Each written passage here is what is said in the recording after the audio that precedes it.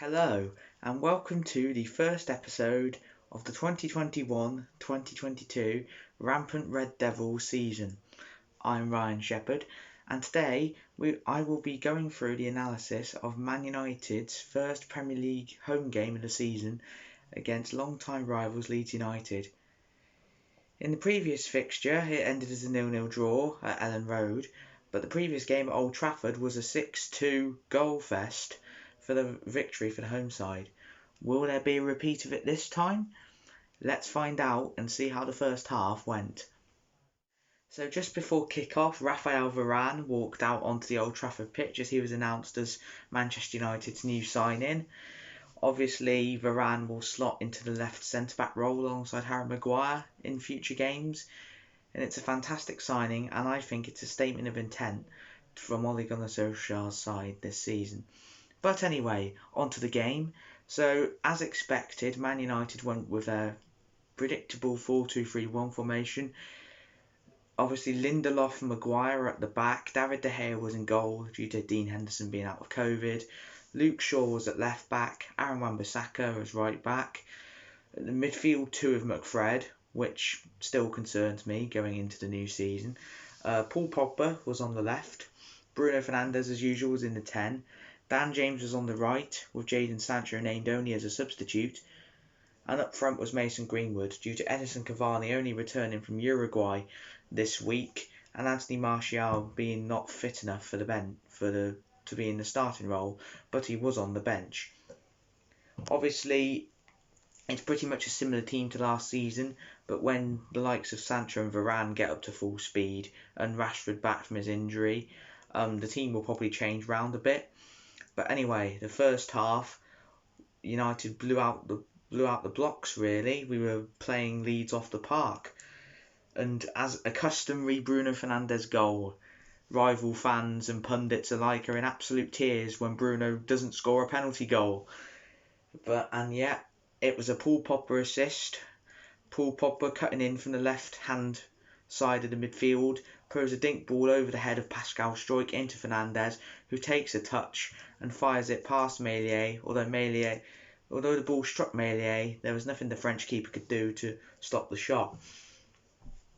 Dan James had a good chance, but slotted it wide.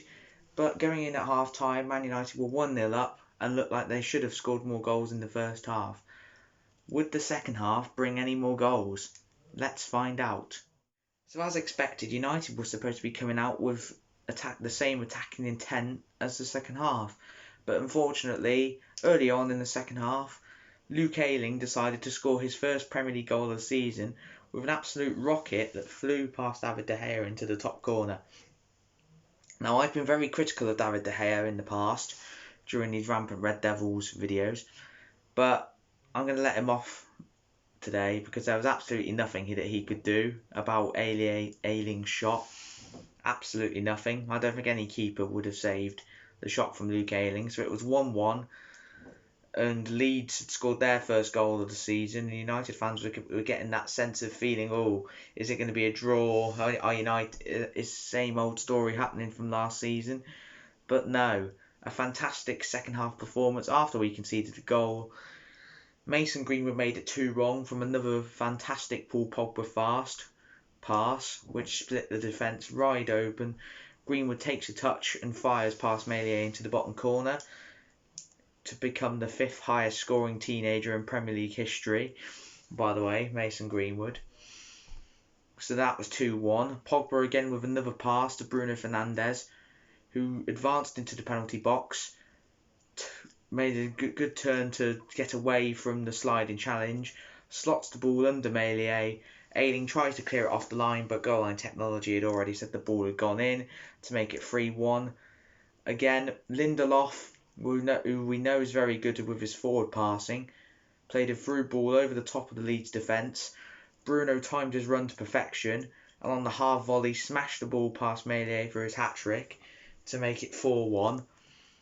And then Pogba, who is having an immense game and becomes only the 7th player to register 4 assists in one Premier League game. Yes, he only the seventh player to ever achieve this feat in Premier League history, by the way. And he advances down the left, crosses it into the box, and Fred, the unlikeliest of all people, Fred, sweeps the ball under Melia into the bottom corner to make it 5. Obviously, Jadon Sancho was introduced with about 20 minutes to go, with a rapturous applause from the crowd. But apart from that, Leeds had a great chance late on to make it 5-2, as Helder Costa played in Rafinha, but the Brazilian fired wide from a really good opportunity. Would have been a consolation goal, nothing more really. But Man United starting out the traps really early and giving a statement of intent. So in conclusion, what a way to start the new Premier League season. Man United showing their intent. Bruno scoring a hat-trick on his return, his first hat-trick for Manchester United. And yes, all 3 of Bruno's goals weren't a penalty. So anyone that keeps calling him Fernandes can sit down and shut up. Bruno already showing a statement of intent as well this season, as he looks to go for the PFA Player of the Year, which I do have a feeling if he continues to play well, I think he will get it. Obviously, with the introductions of Varane and Sancho, I think Man United will be a team that not many. I'm sticking by my prediction that Man United will end up champions, and I still stand by it.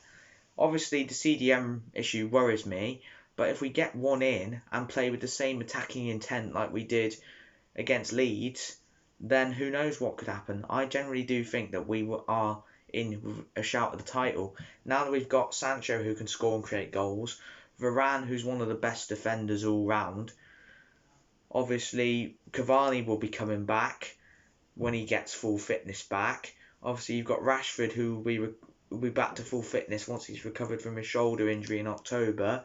Obviously if Bruno keeps up his form, if Pogba continues the way he's playing as he did after the first game, then I think Man United will be a team to look forward to watching, but also one that could potentially be in with a shout at the title. Obviously it's early days. Am I getting carried away? Yes, maybe I am. But it's not every day you see your team go and demolish Leeds 5-1 on the opening day of the Premier League season. It shows a real statement of intent. Obviously our next game is away to St Mary's at Southampton. It's a game that I wish that I could go and watch, but unfortunately I can't. So yes, Saints away. Obviously they started off the season pretty badly in a 3-1 defeat against Everton. Saints are one of the teams that I said in my season preview that I thought would struggle this season. Obviously, losing 3-1 to Everton is a bit of a bad start. But Saints versus United games always come with goals. I mean, don't forget the 9-0 at Old Trafford and the 3-2 away victory when Cavani came off the bench and scored twice. So 3-2 to United is a very popular scoreline at their place whenever we play them. So I expect it to be another goal fest. So yes, I will be back next Monday with my analysis of the Saints United game. I'm pretty sure Total Tottenham and Scouting Saints videos will be up soon. Please make sure to subscribe, hit that like button if you like this video. All our links for our socials, Twitter, Facebook, Tumblr are in the description down below. Please make sure to subscribe.